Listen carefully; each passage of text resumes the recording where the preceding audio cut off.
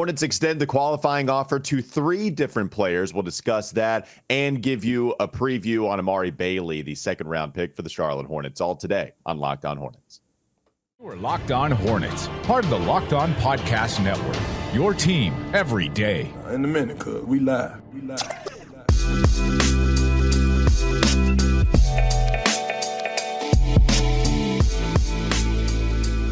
It's Locked On Hornets, part of the Locked On Podcast Network. It's your team every day. Thanks for making us your first listen. We are free. We are available anywhere you get your podcast, and that includes YouTube. That's Doug Branson. You can check his Substack out at everyhornetsboxscore.com, and you can listen to me on WFNZ every weekday from 12 to 3 p.m. Doug, the Hornets extended qualifying offers to 3 different players, not only Miles Bridges, not only P.J. Washington, but also Theo Maledon. The hardest one. Keep going. You're going to finish it? Gotta let go. I was waiting for it. Theo Maledon, Stangen, not clanging. We both went with that yesterday. It was dicey. We're like, all right, I think they might bring him back. And this doesn't mean that they're 100% going to, but it's a 2-way contract that they extended the qualifying offer to. Dirt cheap ball handler that is not the same combo guard that they have in Nick Smith Jr. and a James Bouknight. So we're leading off with Theo Maledon. I'm only kidding. We're not going to lead off with Theo. We'll lead off with the big ones, Miles Bridges and P.J. Washington here, Doug. It seems like this was as expected. The only reason that you might not have a qualifying offer extended to Miles Bridges is because you did not want to deal with the off-the-court stuff at all. But that was always like a 0.1% chance of happening. Now they have the rights to first refusal. Miles can negotiate with other teams, and we'll see exactly what this contract value is going to come in on. And that's the most fascinating thing to watch this offseason. Yeah, this is the first part of a process. Just because you extend the qualifying offer does not mean that that player will return next season. We'll have to see how all of this plays out. And as you said, even with the Theo stuff, I don't think that any of this was really unexpected because Mitch Kupchak, as the general manager, has telegraphed this process for multiple seasons now. This is the plan. When you have free agents on your team that performed well in the previous season, you're going to work to retain them, especially if you can do so through restricted free agency, because then you do maintain control of the process. So this is expected. And I think just overall, I just wish that this organization would occasionally surprise me. You know, just like shake it up a little bit in the boardroom, right? Mm-hmm. You know, tease me a little bit. You know, I mean, this every offseason we go through now with Mitch Kupchak and company, everything essentially plays itself by the book. And I don't think they're going to be very active in free agency. So I'm asking, maybe a future version of this organization to just, spice it up a little bit. Maybe a little role play, maybe a little role player. I don't know. Just make it spicy. How spicy do you want it? A little role play with Mitch Kupchak. I feel like I'm giving you the same facial expression that Mitch Kupchak and Steve Clifford were in the white background and the bump that will sometimes play on this. I'm just saying, renounce some rights every once in a while and then get involved for some of these folks that everybody's going to be getting involved in free agency. I just want a little surprise. I just want this organization to make love to me in a public place. That's all. Okay. That's all I want. I think that's a reasonable request from you. I think that is 100% reasonable. So, Doug, with all 3 of these guys that had the qualifying offer extended to them, P.J. Washington also, right? It's Miles Bridges, just because I don't know what kind of value he's going to get on the court. He's going to be close to $30 million. That's what at least it was before he went without playing for a year. It was close to 30, and the Hornets were going to give that to him. With PJ, that's also a little dicey. You think it's going to be between the $15 and the $20 million a year range. I just wonder if they get to that 20 spot where PJ Washington was reportedly asking for, if somebody else comes in, right? If there's an offer sheet from somebody else and the Hornets have to match that, if they want to keep him, that's the point where it seems like the reporting is, we're not so sure if the Hornets would 100% match that. I think 20, Doug, is kind of the magic number here for some real drama to shape up. What do you think? Well, I think there are 2 competing forces that are at work here and will make all of this very interesting. The first is that you have a CBA that was just signed that is going to make it much more difficult for some of the folks that are already in the tax or are approaching the tax to add additional talent through free agency or through trades. It's going to make that very difficult, which should, in theory, suppress some of the monetary value of some of these contracts that'll be handed out through free agency because you'll have less players on the market. But I think the other competing force is that you have multiple teams that actually do possess cap space, and this is generally always the case. But I think in this particular season, you have a couple of teams in Detroit and Houston that are looking to accelerate their rebuild. They've spent a couple of years now, mired in young talent and tanking, and it looks like both of those franchises are looking to put the pedal to the metal and acquire some talent. And I don't know if either of those are really looking at Miles or PJ, but I see Miles and PJ, and I don't know if you agree with me on this, if you're kind of in my line of thinking here, but I see the danger for the Hornets is not in a team looking at Miles and PJ as first options in free agency, that they've been like just tracking PJ's career and saying, all right, we're going to go hard after this guy and make the Hornets make a decision here. I think that Miles and PJ could be a backup option. If they miss on their first opportunity, they'll then look and say, well, Miles is still there. Maybe we can throw an offer to him and see if we can make an offer that the Hornets actually have to refuse here. I think that would be the danger. Yeah, I think so. I think, a team, you mentioned Houston. With Houston, it looks like they're going to keep their younger guys, and Fred VanVleet and Brooke Lopez have been big, veteran, smart guys that you want just to teach all of the young talent that you have on that roster with the cap space they have currently too. So I think those are the two guys that I've heard mostly go to Houston, more of a point guard to help out with Jalen Green in the backcourt, and then Brooke Lopez, a defensive-minded center that can shoot, where Alperen Şengün, not defensive-minded.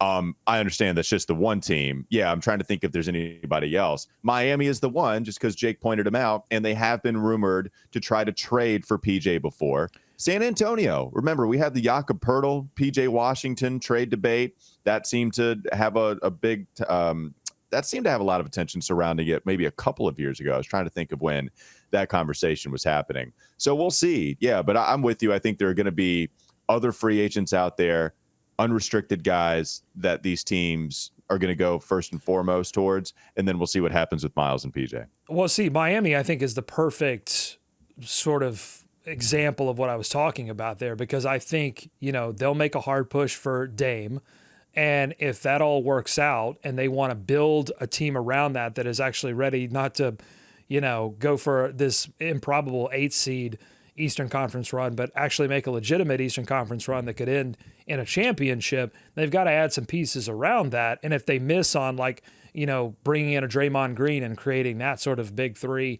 then I think potentially you could have them come in and try to play spoiler. But the Hornets control this entire process. If they want to spend a lot of money, if Michael Jordan wants to spend all of Gabe Plotkin's and Rick Schnall's and and Jay Cole's and Eric Church's money, then if he wants to do that, he has control of the process. That's what makes all of this, super weird. And they seem to, everything we've heard is that they want to do that. And so if they don't, if somebody does come in and make Miles an offer, if somebody does come in and make PJ an offer, you're going to know that it's financially motivated if they refuse to retain those players, because they've really been vocal about wanting to bring back all of that talent. Yeah, and let's talk about the complicated nature of ownership changing hands and how that might affect the draft and free agency. It's coming up next on the Locked On Hornets podcast. Don't go to sleep on the Hornets just yet.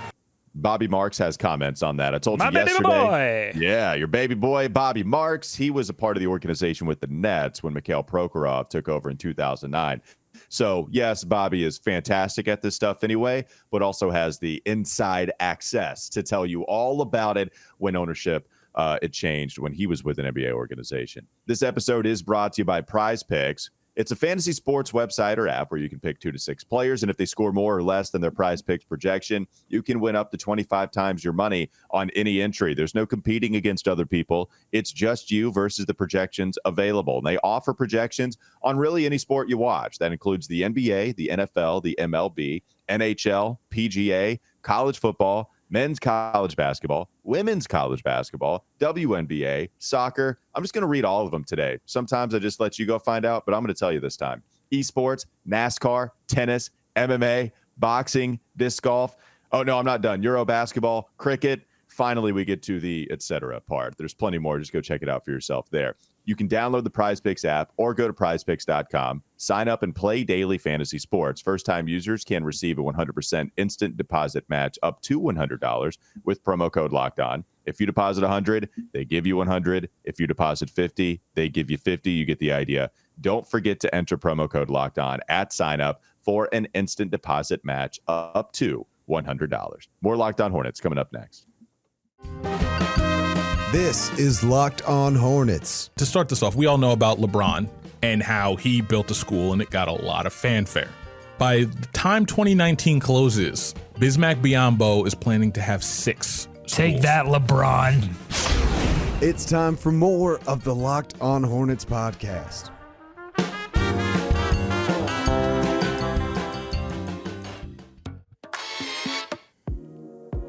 So, Walker, I know that both you and I were hoping that they extended a qualifying offer to Theo, but are you surprised that they actually did? Should fans be surprised that they actually did? Because we didn't see, it's not like we saw a ton of Theo Maledon, last season, especially towards the back half when he got buried in the G League because you couldn't play him a certain amount of games or you had to pay him a lot more money. So, should fans be surprised that they actually did extend the qualifying offer to Theo? Well, I mean, honestly, when we were doing Staying or Clanging yesterday, it was tough because I thought maybe the Hornets would do it. I do like Theo as somebody that can come in and be your last line of defense as far as a initiator goes.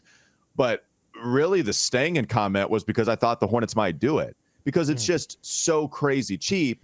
And who else are you going to find that provides nice enough depth that also understands the system a little more that's going to come on that cheap of a contract? That's the reason. So am I surprised?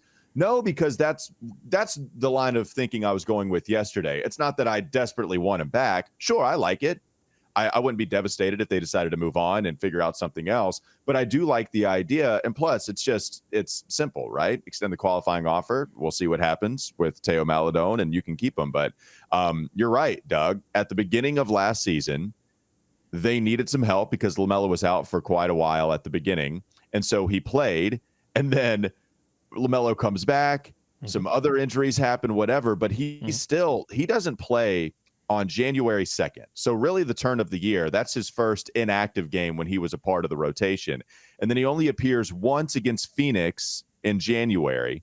And then you don't see him again until March 24th. I mean, you really did preserve his two-way contract rights with him not playing too many games. And we still got some good moments. We still got some good moments from Theo. Well, that's what I'm saying. I think it would be less surprising if Theo had played spots throughout the season as opposed to what happened, which is the Hornets had to rely on him so much in the early part of the season that they then had to go to Terry Rozier as point guard, and Theo gets buried in the G League. But Theo, I thought in that period that he did played really well.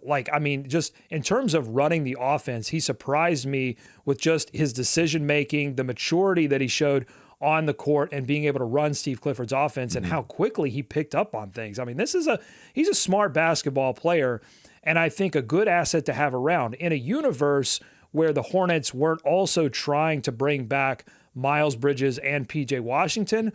I could definitely see letting Theo explore the market and then maybe going after some other backup point guard options in free agency, but that's not the case. And so if you're able to bring back Theo on a relatively cheap contract, that's only going to help you acquire all this other talent and obviously, miss the luxury tax window, which we know this team will be focused on doing. And also there aren't a lot of really great, affordable point guard options out on the market this year. So that's another factor to me is you've got a guy that already knows the system, he can run it. And also it's sort of like found money. Like Theo was dispensed by OKC after putting up some pretty horrendous stats. Hornets took a chance on him, and he played a lot better last season. Hit some threes, was able to distribute, made some good decisions. So, like, I love this move, and I think Hornets fans will be surprised by it, but I think it's a good move overall. Well, yeah, I mean, I saw it on my timeline. People were like, oh, okay, this is a surprise. But again, not to spend too much time on Theo, but I don't think we can spend enough. You know, you're throwing out these little insults, and that's fine. But I don't think we can spend enough time on Theo. That's kind of a joke, but it's also not when you take into account last season and all of the injuries. You stop it. The Hornets need the backup to the backup to the backup. They need Theo is the break glass in case of emergency, and you don't want to break glass in case of emergency and pull out a rubber chicken. You want to pull out an axe that you can actually use to get out of the burning building, and that's what Theo Maledon is. I was going fire. He's not a rubber chicken. He's not a rubber chicken. Go on.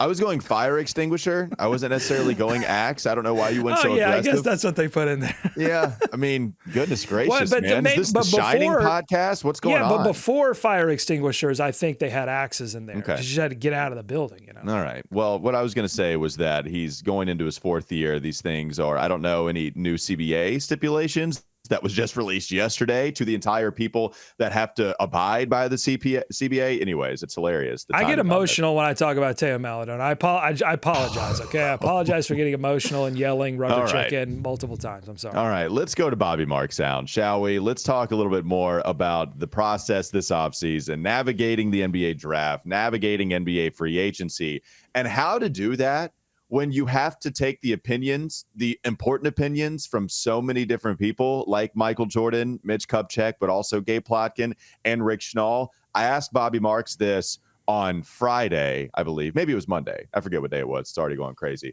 But I asked Bobby Marks this recently on Weston Walker about how you have to roll with some of this stuff navigating through the offseason. Here he is. I think the draft is a lot easier than free agency because you're trusting your talent evaluators, whether it be Mitch or Michael or Cliff. I think free agency is a different animal because there's a cost associated with it. The draft is everything is slotted 1 to 30. There's no negotiating from a financial. You're basically looking at your scouting reports and you're judging it from a talent perspective and how that player fits. What do you think of that comment? I thought the draft, he'd give a little more, oh, yeah, this is kind of tough. I have a feeling you were laughing about Michael being a talent evaluator. Is that what you were laughing at? No, I was laughing at the idea that they would listen to Clifford on the draft. They never listen to Clifford. In fact, they mostly do the opposite of what Clifford wants. There was an infamous time where they indeed did the exact opposite of listen to Clifford. So, yeah, there's that one moment. What did you think of Bobby's comment? I mean, I think he's dead on. I think the draft process is going to be a lot easier than this free agency process, or at least a lot less complicated, because now in free agency, you're spending, you're down with OPM. You're spending other people's money. And the other thing you have to take into account, too, is that Gabe Plotkin, one half of the leadership duo that's going to be taking over for Michael Jordan, is already an alternate governor. He's already a minority investor in the team. And one that I get the sense is a little bit more plugged in than maybe some of the other. There's another name, Daniel Sunheim, I think was the other guy that came along with Plotkin. And he's part of sort of the sub line of the group that is now going to take over. But it seems like Plotkin was a little bit more plugged in to what was going on and does have an interest. It's not just like one of these guys that's like a financial guy and sees the opportunity to buy a team and the financial windfall that you can have many years down the line, as Michael Jordan is experiencing now. It seems like he legitimately likes sports and wants to be involved in, what's going on here. So I think that's what makes this situation unique, that Plotkin already has a voice. It's just that voice is going to become much louder and more definitive very soon. Well, and here's what I'm most excited about, because we'll get to what we want in ownership as this thing starts to really take place, because Michael is still the lead guy through free agency, and then it will go over to Gabe Plotkin and Rick Schnall. But Doug, I think I've said this already, at least on the show. I don't know about the podcast, but I'm just so excited to not have any more discourse about who's making the pick between Michael Jordan and whoever the GM is. That is the conversation I am so glad to not have anymore, because it's every offseason. And I'm not saying it's not justified. We don't know. You just heard Bobby say, whether it's Mitch, whether it's Michael, Mitch is not helping anything when he speaks to the media saying Michael has final say and he gives me final say. Is it like he's voluntelling me to make the pick? Mitch, I really hope you take Brandon Miller here, buddy. Wink, wink. You're going to be fired if you don't. I don't know if it's going to be one of those things. So what you think Michael Jordan has ever winked? You think he winks at big winker? Dude, did you see his outfit that's circulating on Twitter? That guy winks big time. There's no doubt. The one with the camouflage shorts. Yeah, the jeans, the camouflage shorts, but not even so camouflage. They're like brightly colored. Oh, we can definitely see you camouflage. Don't wear those in the woods. That will attract, a deer. You're not hiding from anything miles away. Point. But this is what I'm interested in having too, though. The real convo is, all right, so now, Doug, you're right about Plotkin being more plugged in, certainly with the Hornets. Schnall was with the Hawks. But do you have one lead guy out of that duo, or are they both leading the charge? And if that's the case, and you have differing opinions, it's not the hardest thing in the world to have two people come to the same conclusion. It does make it harder than just one, because then you can decide whatever you want to do and you're the dictator. But now you're not so much if you're on equal playing ground with Plotkin and Schnall. And so are they just going to be like, all right, let's let the GM, the head of basketball operations, do their thing, and we will just sign whatever the paycheck needs to be, and we'll give you some guidelines as to whether we want to be in the luxury tax. They're going to be involved, of course. But I am interested in, if Michael wanted something, then there are reports about him getting it. If Plotkin and Schnall, do they have differing opinions? That's what I'm interested in, the dynamic between two lead guys. For sure, because I think these decisions that they have to make, and I don't expect them to get, they've already offered the qualifying offers to Miles and PJ. To me, that indicates that the plan is to re-sign the free agents that you have and not really get wild in free agency. So I don't even expect that to happen. Possibly with the trades of Gordon Hayward and Terry Rozier, you could open up some things and possibly bring back some bad money, so maybe there's some consultation there. But I would think that Plotkin and Schnall would be in line with missing the luxury tax and bringing back players in Miles and PJ that do represent certain risks. Miles in terms of off the court stuff, and PJ, I guess the risk would be just overpaying for a talent that may have maxed out his potential, is not going to get better through the length of the contract, either stay the same or possibly get worse.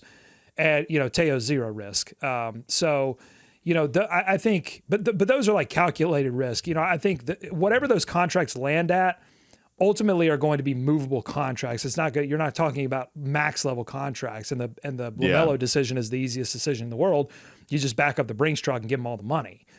So I don't know that this is going to be incredibly a difficult thing for the entire organization.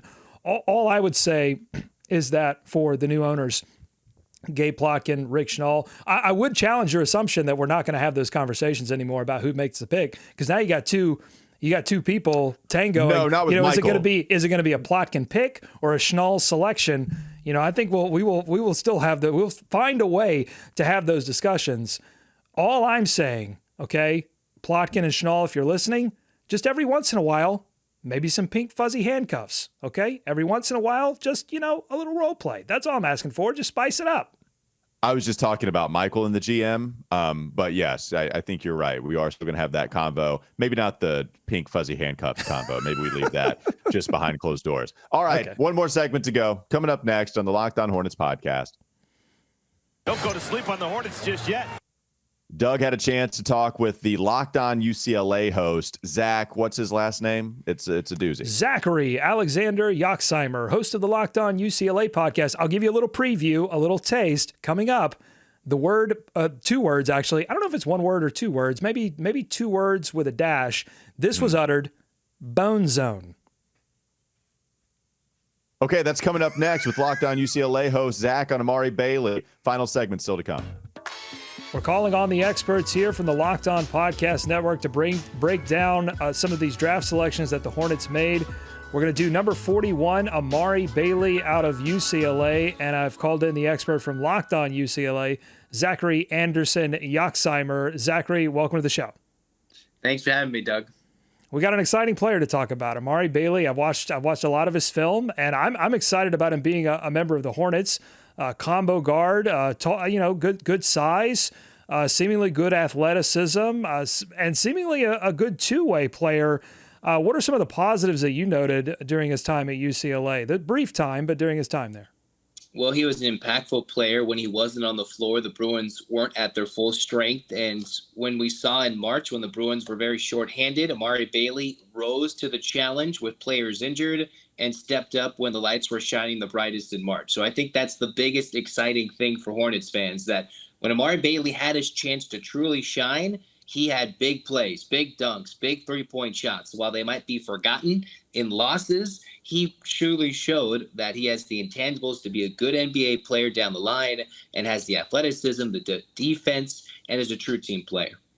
Now, I saw a lot of projections for him that were in, some of them were in the first round. I mean, I saw as high as 20 at one point, but ultimately he falls all the way to 41. Did that surprise you that Amari Bailey went all the way down into the second round? I don't think it was very surprising at all, considering if you looked at the body of work from his freshman year and his only year at UCLA, nothing truly stood the test of time. And while he did seem like he had a good combine, showcasing some facilitating skills, it didn't really jump out at scouts, right? Especially with what the Hornets already brought in the previous picks that they had. I don't think Amari Bailey stood out to NBA scouts that he would jump up 20 spots from where he was selected, despite being what can be deemed as a high-value second-round pick. Now he leaves his freshman year. I think you might be a little biased. You probably wanted to keep Amari Bailey around another year, but do you think he left a little too early? Absolutely. I was on another Locked On podcast, Locked On College Basketball. They asked me the same question in December. What do we thought? What are his thoughts about Amari Bailey, and is he ready? Well, at the time in December, he was dealing with that foot injury, right? He missed those 7 games with what is quote unquote known as foot discomfort. I don't think he was ready. Of course, he is a very good player. I think he will do fine in the NBA and have a nice NBA career, but he could have been a lottery pick next year. What people are saying is he's a value pick. And for someone as hyped as he was coming into UCLA, of course, I'm biased. I would love to have him back, but would you rather be a value pick or a lottery pick? I think you pick your poison. Of course, you can see injuries. Things don't go as well. You could argue that some of the Hornets picks, right? Someone had a terrible season and they fell in value. So that could have happened to Bailey as it did his freshman year. I still think another year would have benefited him, although he was clearly set. He's heading to the NBA. There's so much pressure now, right? Because these guys are getting drafted at 18 or 19, and suddenly you're 20, 21, and you're the old guy in the draft, or you're getting punished for it. I mean, you say he could have risen to the lottery, and I don't think you're wrong there, and I think that's probably why the Hornets were so excited to scoop him up at 41, because they're getting an opportunity there to get in on a guy that may have risen in next year's draft. But seemingly, if you stay a second year in college, this is crazy, but it caps you, I think, to that late lottery portion and doesn't give you that opportunity to really rise all the way to the top.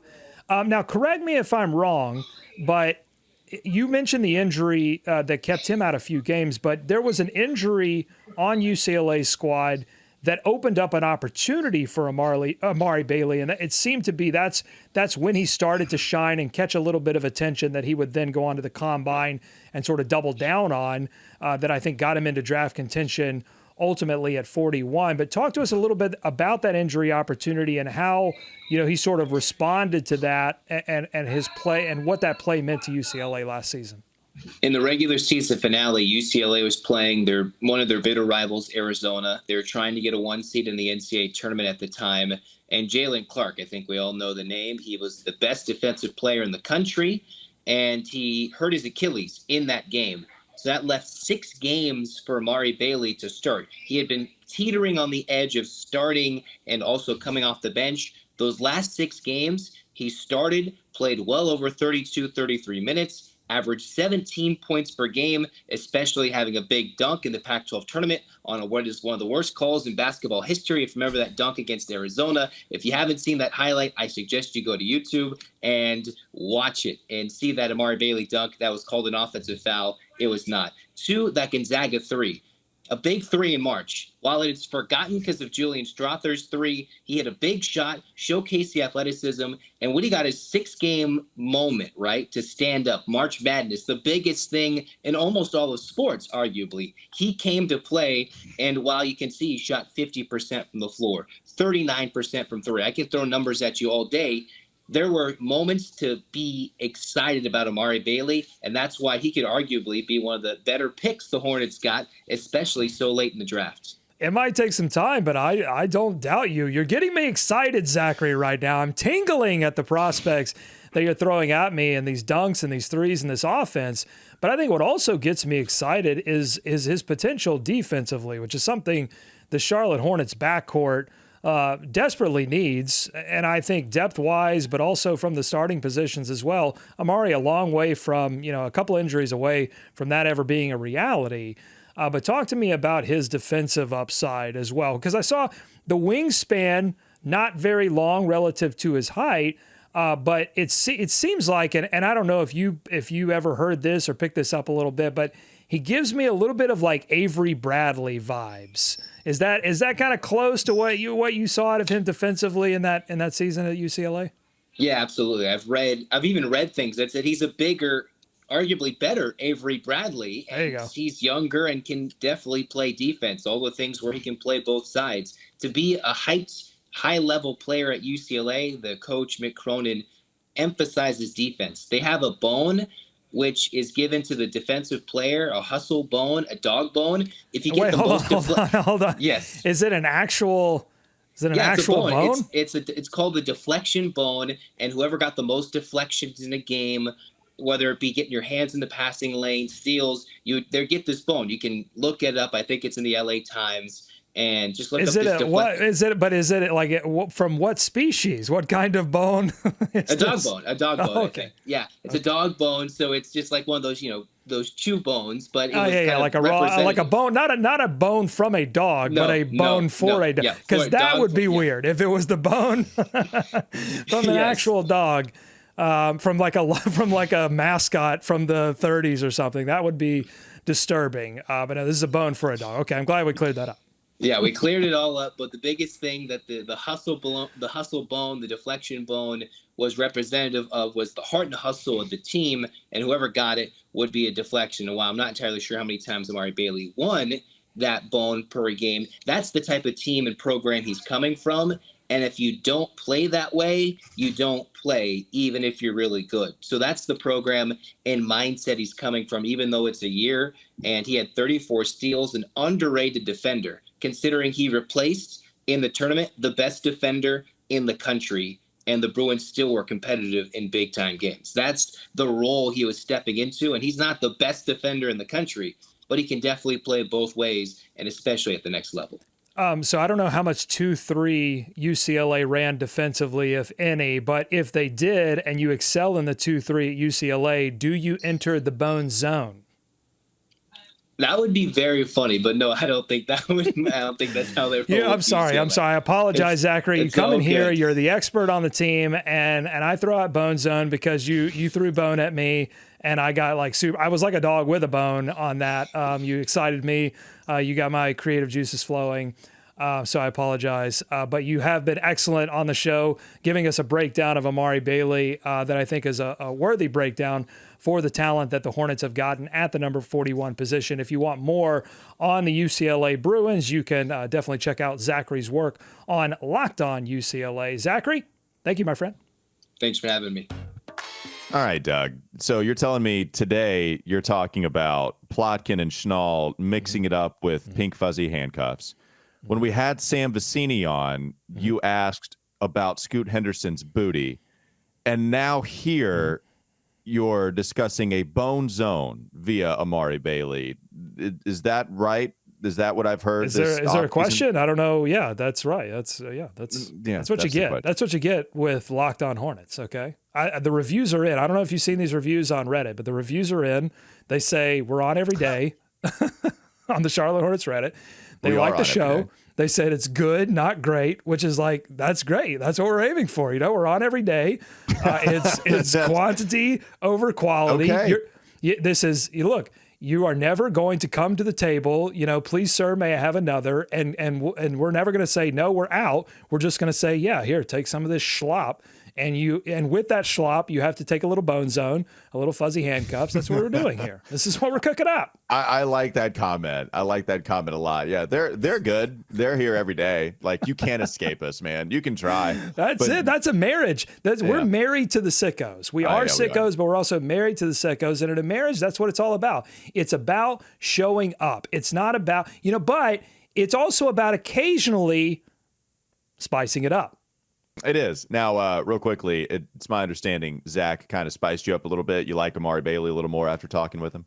Oh, yeah. I think this guy is, I think he's a year away, and injuries always provide an opportunity for young guys to get some looks. I think Amari is going to spend some time in Greensboro in the short term, but I love his two-way prospects. I love him being sort of a souped-up Avery Bradley. If he brings that, what I'm looking for is attitude, because I think he's got the tools necessary to be like a good, maybe not a 3-and-D player, but just like a crafty scorer and D player. Maybe the 3 comes along and that could open up an opportunity for him.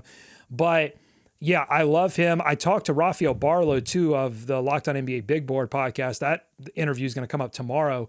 He also talked about Amari Bailey and had some good things to say about him, some good insight there. So yeah, I'm excited about Amari Bailey. I'm getting more and more, sort of pumped up about the prospects of this draft, not necessarily for next year. That's why I was a little disappointed, Walker, because I felt like I wanted to see more players that would contribute literally this coming season. I don't think there's that, but I think the Hornets did a good job of snagging some guys that could pop in a year or two.